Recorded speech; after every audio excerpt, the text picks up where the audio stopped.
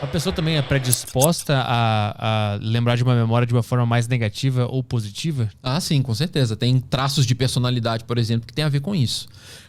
A nossa personalidade é o nosso jeito habitual de pensar, de sentir. É um certo padrão que a gente tem, né?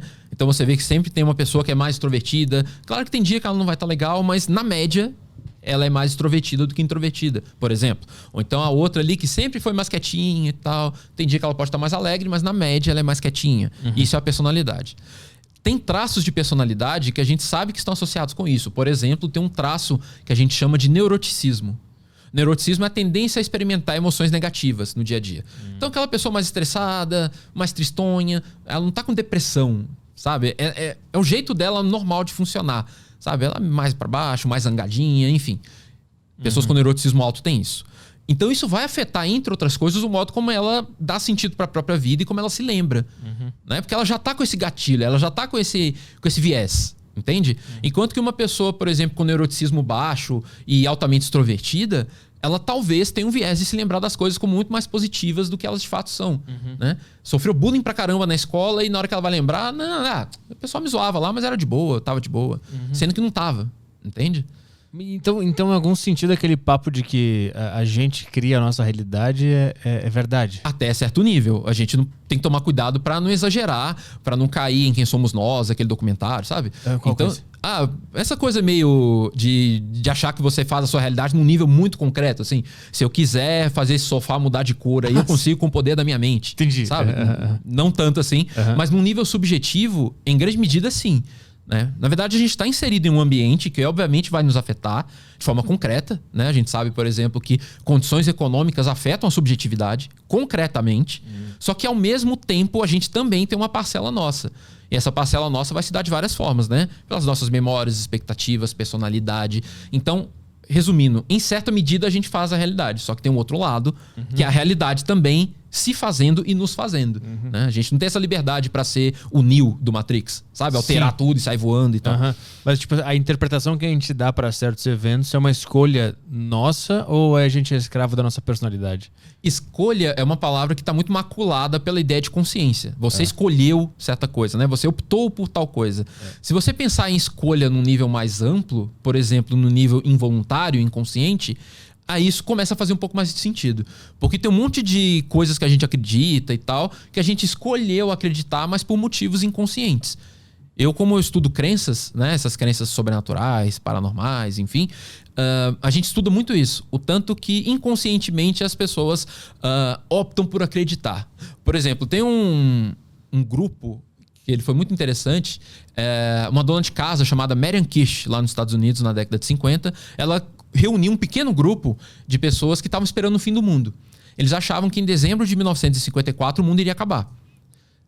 E ela recebia, supostamente, mensagens telepáticas de alienígenas, que davam esses toques pra ela. Ó, o mundo vai acabar no dia tal, fique esperto, junto com a galera aí. E a promessa é de que um disco voador ia pousar lá na sede deles, e eles iam embarcar no disco voador, iam embora e a Terra ia se ferrar pra trás, né? Tipo, se ferra aí, né? E aí eles ficaram na madrugada do dia lá esperando. O pessoal se despediu da família, pediu demissão do trabalho, aquela confusão toda. E ficaram lá na sede esperando. Só que no meio deles tinha um pesquisador, que é o Festinger, é um psicólogo social norte-americano, tava lá no meio porque ele queria observar o que vai acontecer quando o mundo não acabar, né? Como é que essa galera vai reagir? E aí a madrugada foi passando, o dia seguinte foi chegando e nada do mundo acabar, né? O pessoal começou a ficar agitado, começou a olhar o relógio. E aí quando chegou de manhã, o mundo não acabou, a Marian Kish apareceu lá no meio da galera e falou: então, gente, eu acabei de receber aqui uma mensagem telepática dos alienígenas, e eles meio que cancelaram a destruição da Terra. E eles fizeram isso porque nós, o grupo aqui, a gente foi tão dedicado, vocês acreditaram tão piamente que os alienígenas resolveram dar mais uma chance pra Terra. O que a gente esperaria diante do fracasso total da profecia? Né? Que a galera, a princípio, falasse: né? Não vai colar esse caô seu, né? É o que a gente esperaria que acontecesse. O que aconteceu na real? Só 2 pessoas abandonaram o grupo. O resto todo ficou ainda mais fervoroso. Tipo, nossa, cara, nós salvamos a humanidade, nós salvamos a Terra, olha como é que a gente é foda, entende? Em certa medida aconteceu o mesmo que aconteceu com o experimento do Tinder, que o cara teve que justificar quando viu que estava errado. Então, por isso que eu tava falando de escolha, né?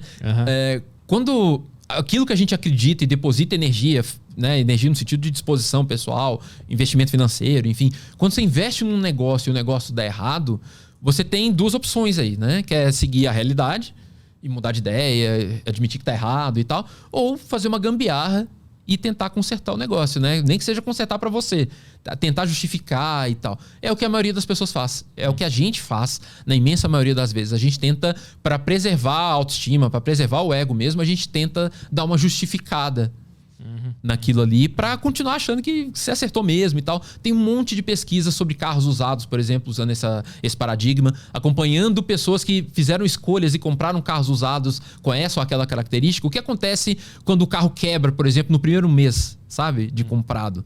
Aí você vê esse fenômeno que a gente chama na psicologia de dissonância cognitiva.